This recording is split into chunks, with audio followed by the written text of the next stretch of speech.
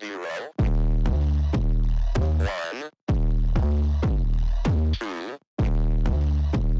3. Let's get started.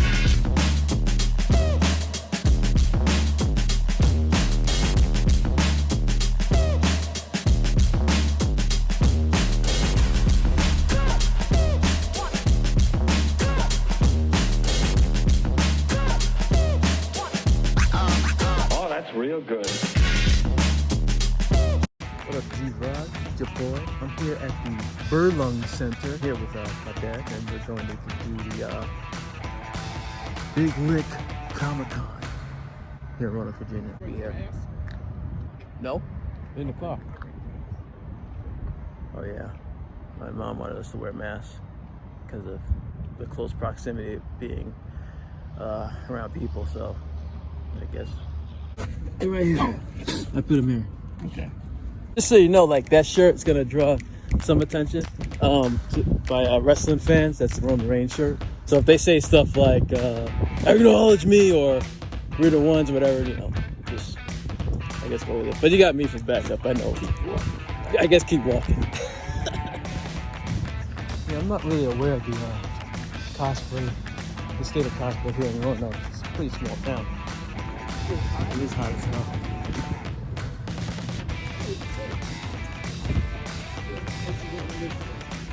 No. Well, this is to accommodate lines and stuff.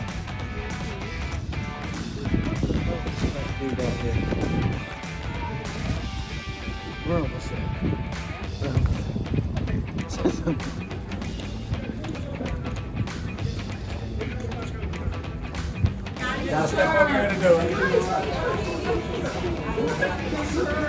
Is it the pink car?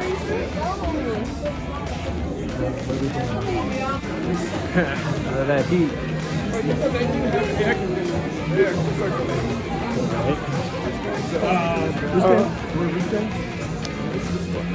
This is so you can get back in. Oh, okay.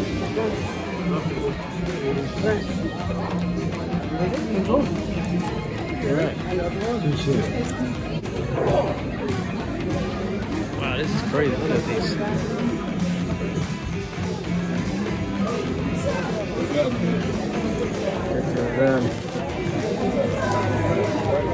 Oh, that's okay. That's fine.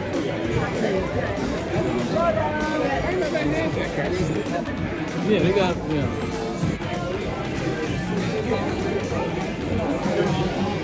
Is this the get? I guess so. Oh, yeah, let's go. Oh yeah, this is small. This is like the same size as Japan Fest. Japan Fest. This is like small.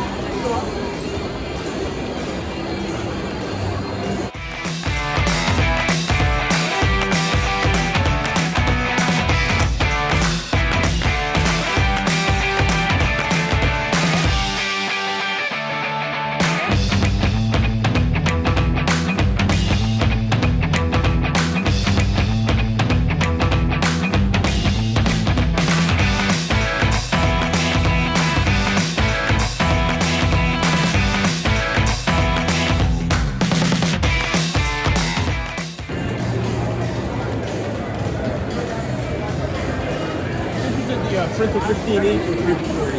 The metal ones are 15.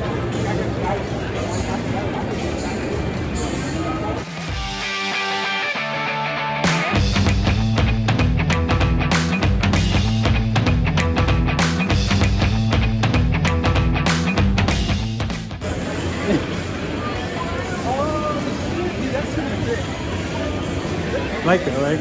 Yeah. I think some of these are letter openers. Always like some swords. And there's scoop of shot glasses in there. Little flintlocks, yeah.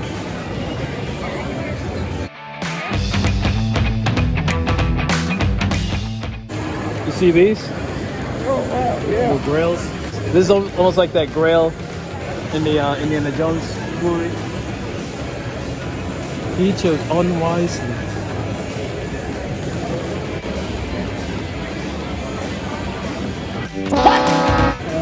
150. I'm gonna like this one. 150 as well. This one's 200. What about this? 175. 350, 400. Yeah, I can see that. Yeah. Now, if you really want to be a baller, 3,000. Oh, And it comes with the letter of authenticity, everything. oh wow.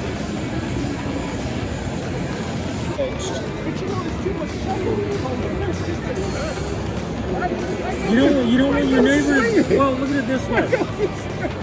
After you're done chopping them up, just call 811. But it's too much trouble. You gotta swing and all this other stuff. This is too much trouble. Figure the psychological value of if there's more than one of them. I say you never run out of ammo. Yeah. You gotta too much work and swing. I'm more of the blade enthusiast, so I have swords. I look at it like this. Think about it. I'm a double amputee. Okay. So I'm going to be on my knees when I come at you anyways, and I'm butt-ass naked with a sword in your ass. Think of the I psychological. know, but if you had a Glock, 9mm, just I got a Glock 21. I love my Glock 21. But see, I'm also that guy that's going to lay there in the back, in the dark, flip my night vision on, and I'm going to pierce your nose. You remember Indiana Jones? I forgot what movie it was. This guy's doing the song. He just pulled up the 38. Dropped it. That was the second one. All this swinging, too much energy. I do like the axe, though, double bladed axe. Yeah. Hatchet, But you think about it, it's a perfect weapon. Yeah. You ain't got to worry about jamming, reloading, misfire of ammunition, and you can use it more than once. Yeah. And it's all momentum based too. It's not really that much effort. You're using gravity at your Use advantage. the weight. Yeah. Especially with that one. Yeah. That one's like a quick swipe if you're on a horse or something like that. Well, this is an Egyptian Capesh, told you. so they actually were in the chariots with these. Yeah. Okay. Because you got the back edge blade and the front. And the Capesh was actually a sickle to cut wheat. Or sword. Yes. Oh. Okay. Yeah. Because I've seen these before. Lord of the Rings swords. These conventions, I'll tell you one thing, they're really good at like enticing the urgency of getting it. Because it's such good, like some of this stuff you can find on Amazon, some of them is custom made, but some of them you can find on Amazon. I think to me, a pistol's a lot easier. Yeah, it's easier, but Yes. When you're in, I don't know, I just like blades. no, I get that. A lot of toys here.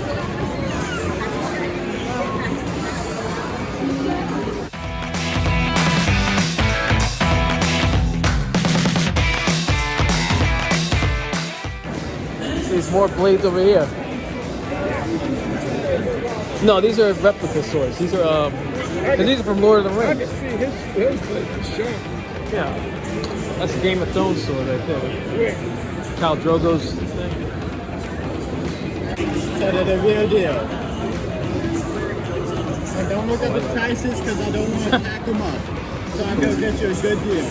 Cool. Like for example, the Rich King I can move into 260. Wow. They do come with like this thing. That's Khal Drogo's. Yeah, it is. It's one of one.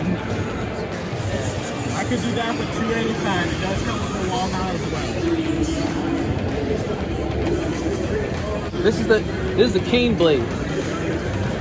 So if you walk around with a cane, right? These two don't have swords in them. You can put one in, Oh, but these do. okay. Yeah, these have blades in And I them. could do 45 on any of the canes. Get one from Grandpa. He wouldn't know what to do with it. Have a handle. And he doesn't use a cane anyway. No, I mean for Grandma, I meant. No, Grandma wouldn't use a cane. Yeah, I've seen a lot of these figures I haven't seen in the longest. I think some of these figures are older than I am. Yeah, this definitely. This, like I think I was like 7 or something when this came out. Yeah. Yeah. Because I'm 21 now. So Yeah, definitely. Yeah. If I had it. There's no way. This is new, I think. I've never seen that. Mandalorian. So. Like some of this stuff, I don't know where they even get it from. See the other side. Oh, it's a He-Man sword. Master of the Universe.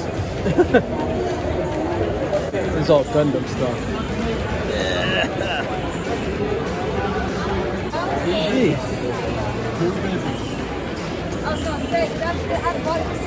See, these are swords like the one I got at home. They're like replica fantasy swords. I was gonna say, yeah, don't ask me to remember what you bought.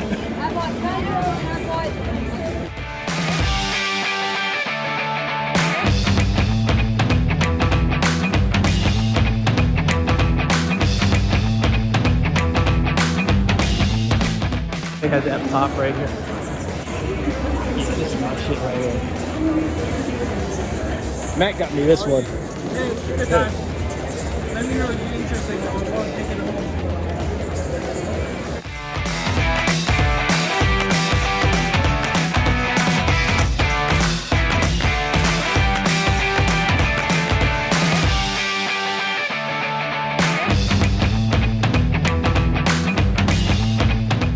Baby.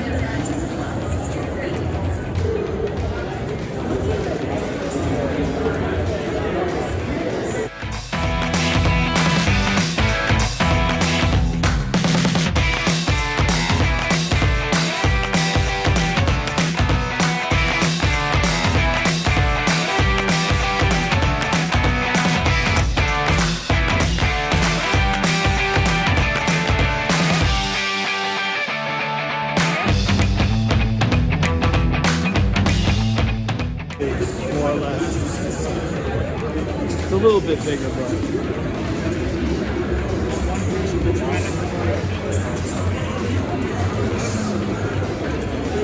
Oh, these the so there's the guy who played Wolverine's voice in the cartoon.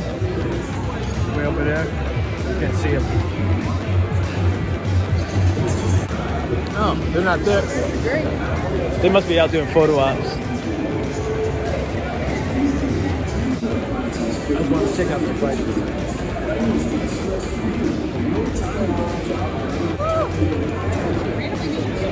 Was not on my bucket list. Bray Wyatt's there. Oh, okay. Look at that.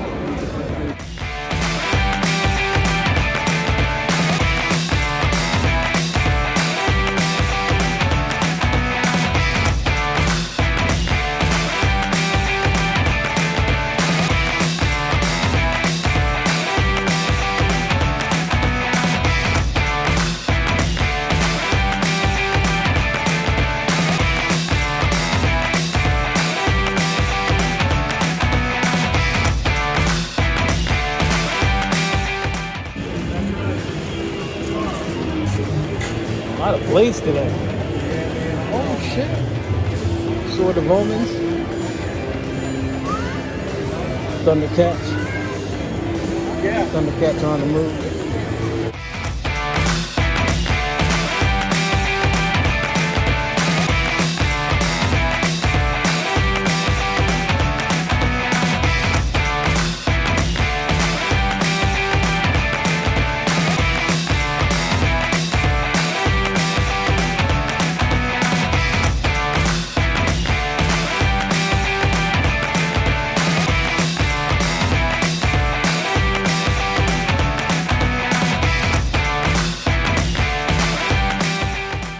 These are all prop guns.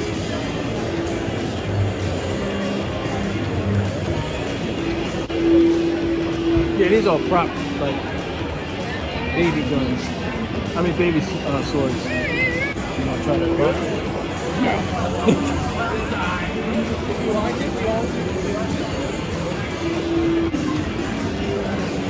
What are these figures here? The rubber figures? I think you had those. How's it going, guys? All right.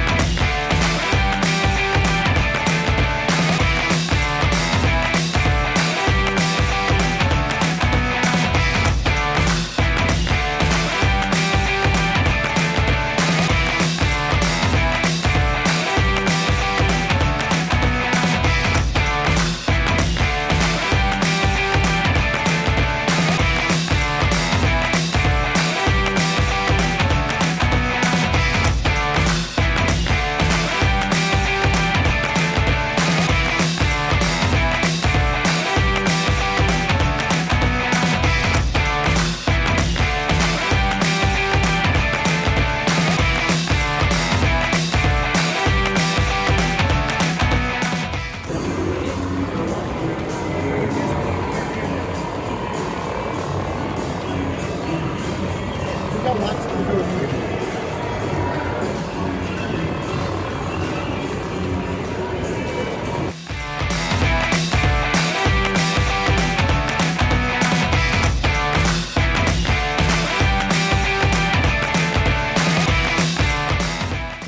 Obviously not the real one, but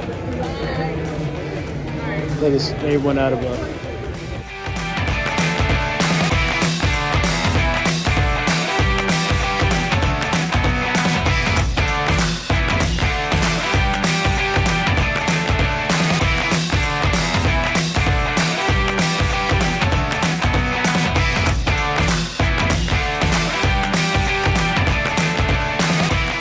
A lot of blades here in this place.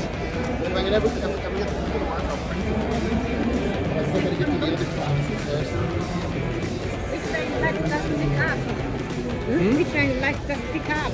Oh, I just browsing. Yeah. Oh, this is nice. I like this. Oh, yeah. Malfeasance. $30 each. You like which one pick up? You, You like which one just pick up?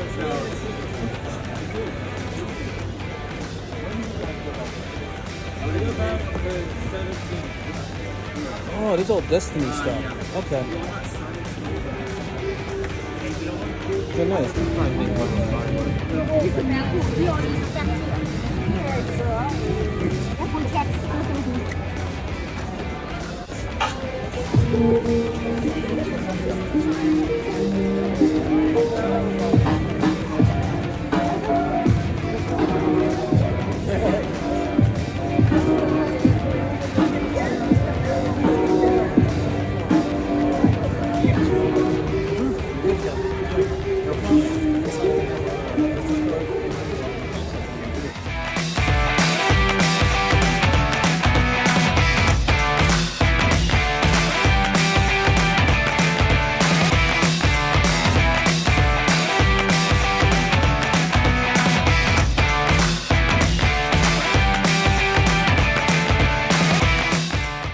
What's up, Wednesday?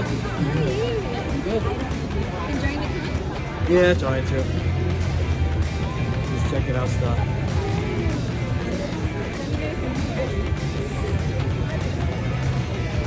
I was looking for something for someone else. Oh, really? Is there any specific fandom? Huh? Is there like a specific character? Oh, I'm just seeing what you have, Oh, actually. okay. It doesn't matter. As long as it looks cute, right? Oh, okay. Do you mind if I take a picture? Just to... Yeah, sure. With or without me? Oh, with You can be in it. Yeah, that's fine.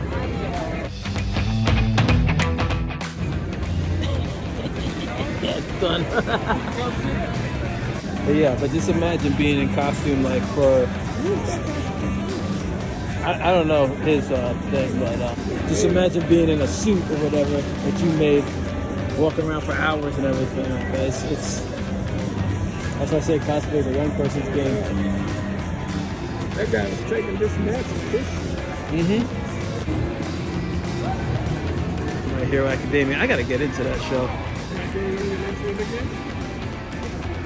Oh, cosplay? Yeah. I'd say I'm like semi-retired. I left that in the auditorium. Jesus Christ. Dude took up the whole aisle. Anyway, I'm headed over toward Nakia Barisa and Captain Sutherland's table. I'm probably gonna have to only pick one of them because something's a little pricey. Hi. Nakia Barisa. Yes. How are you? What is your name? Garnett. Darnell? Garnett. Garnett. Like Kevin Garnett. Yeah. Oh, nice to meet you. I met Kat before. Okay. Yeah, She wouldn't was here remember. before. Huh? She was here before. Did you No, meet no. her at the show? I met her a long time ago, like Oh. 2017 in Hartford. Okay. Connecticut? Yeah. Oh my gosh, that was a long time. Yeah. Yeah, I think there's another. Oh, I used to have that. That's cool. And it's in great condition. Yeah. I traded a PlayStation Vita for. Oh, really? Yeah, best in bed. You traded a PlayStation for it? A Vita, the handheld. I traded it for this and a bunch of other stuff, and I sold the other stuff, and I Jason's shirt. I had him to sign it, and I got a picture of him, me and him together, and him holding it. Oh, that's good. Yeah. Right. That's good. Oh, here's he goes. Right.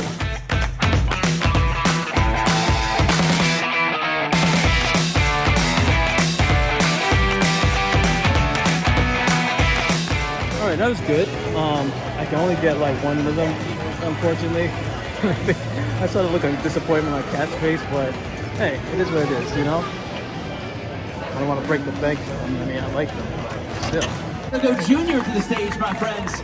Cal Dodd to the stage.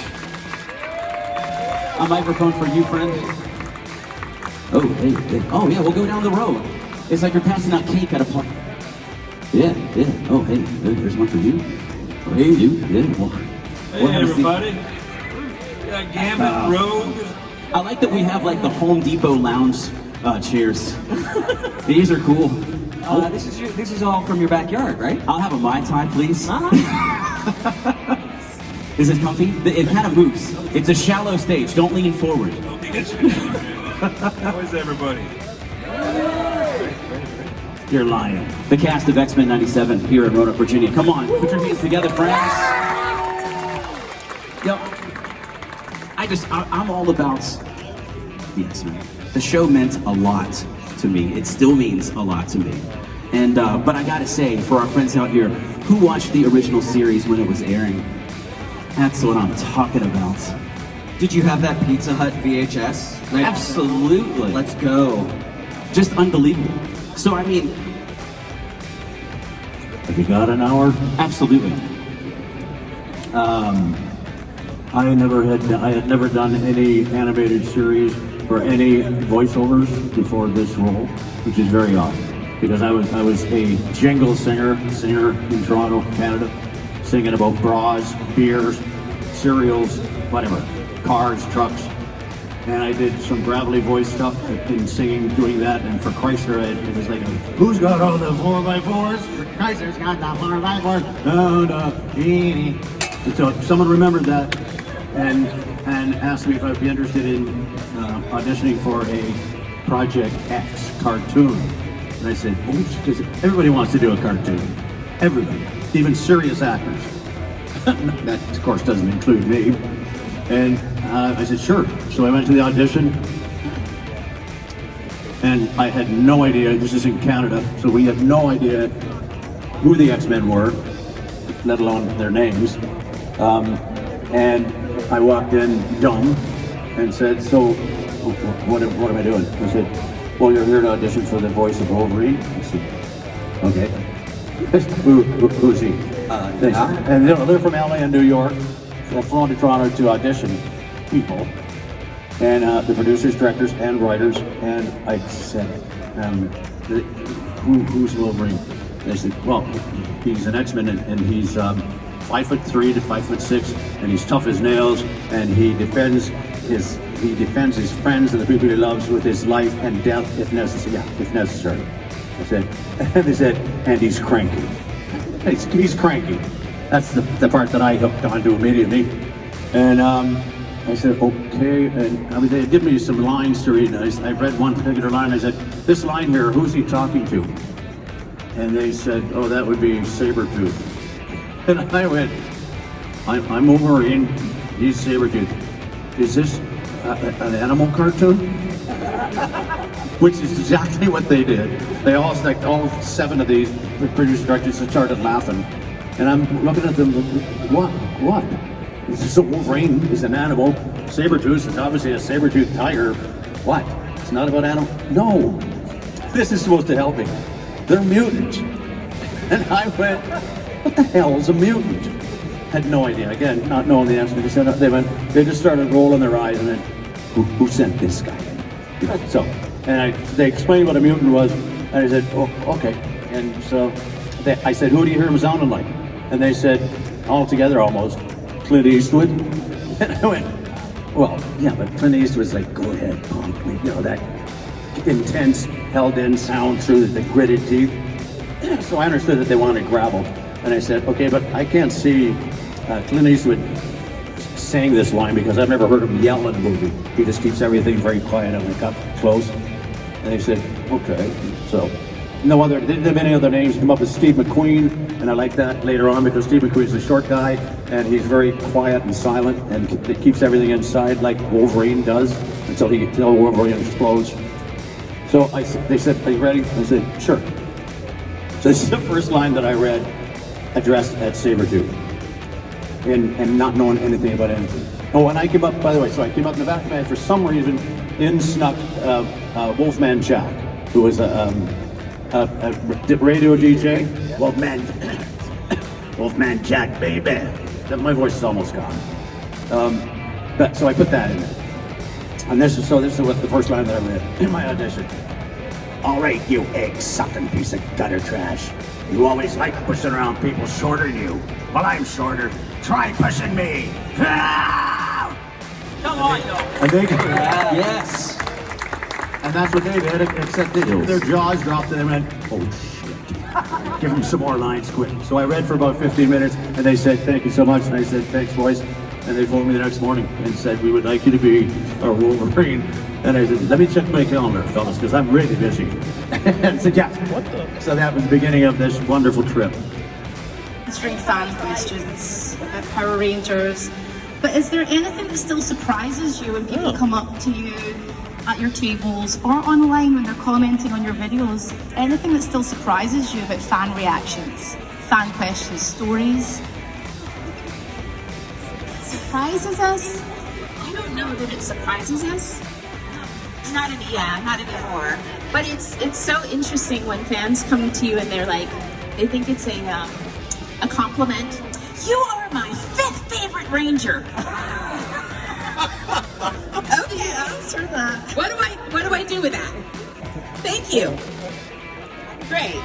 How my 7th favorite fan? Yeah. So you just take it all in stride. It's like, okay, thank you. Thank you that I'm in the top 10. How about that? Top 10's good? Yeah, top 10's good. Fans get very invested, like they're very invested in our characters. So with my character, there's often like wars on the pages between the Kimberly Tommy fans and the Cat Tommy fans, and it's like it does still surprise me that people still are that invested in that. But it's like I'm like, well, he can be with her in one universe and in another one. I don't know. I mean, it's so long ago that you played those characters, and I always like to ask actors this: when you're more removed from those characters and you've had a life, you've spent time away, you're hearing stories from fans, how it's affected them, how do you look back on those characters having played them? Do you feel differently about them, or is it like just looking at an old photograph? How does it feel? Question. I think that I really loved my character. I loved the way that she went from evil to good, and I just really liked the way they developed her. But to be honest with you, our characters resembled a lot of our own qualities. They would write the character around a lot of our own strengths. Like I was a ballerina, so my character was a ballerina. She was a softball player, Tanya was a softball player. I love animals. My character was always like animals and in the world. She was very motherly. I'm very motherly. So there was some qualities of her that were similar to me, but we get to relive it every time we meet with our fans. We get to relive the character and like share what made your character important to them. So anything else that you look back on it differently, having had more life experience and thinking of that character in a different way? Well, when people ask me about when I was on the show, I didn't really think about that. I was just like, okay, I'm gonna do what's written on the script, I'm gonna perform, and I'm gonna go home afterward. But now, when we get asked questions about, where's Tanya now? What did you think? Like, these are things that, if I could go back in time and go back on the show, I feel like I would have had more conversations about my character as opposed to them just saying, because they did interviews. They were like, they heard me singing inside of my what is it called? Dressing room, thank you. And so they made a couple of episodes of me singing. But I feel like I would have loved to have a little bit more input about some of the storylines and things if I could go back and change things. But I feel like I'm going off on a tangent. Oh, I love tangents. No, looking back at I love a tangent. So bloody love a tangent. I'm all about that tangent life. Yeah. When you're looking back at that character, how do you feel now as just being slightly older and looking back and going, yeah, okay, as an actor, having played that person, how do you feel about it now? I appreciate what I did when I was on the show. I was in my 20s. I feel like I played Tanya to the best of my ability. I love that Boom, I'm going to bring up Boom. JD and I, the owner of this comic convention, we wrote a story that's going to come out in October, Boom, where I get to answer some of those questions about my character, where Tanya would be right now. And I'm really excited to be able to bring that to the Power Ranger fans, because I feel like there were some things, without giving away the story, there were some things in Power Rangers that were alluded to but never really kind of took place. And so to be able to tell what I would have wanted to take place, or to be able to give the fans what they want, I feel like it will happen in this issue in October. So you need to check that out. So excited. That's it for the time. I had my fill. Thanks for getting the tickets for this. Do you have a good time just sitting up? Alright. Alright, it was cool. Alright. Peace out.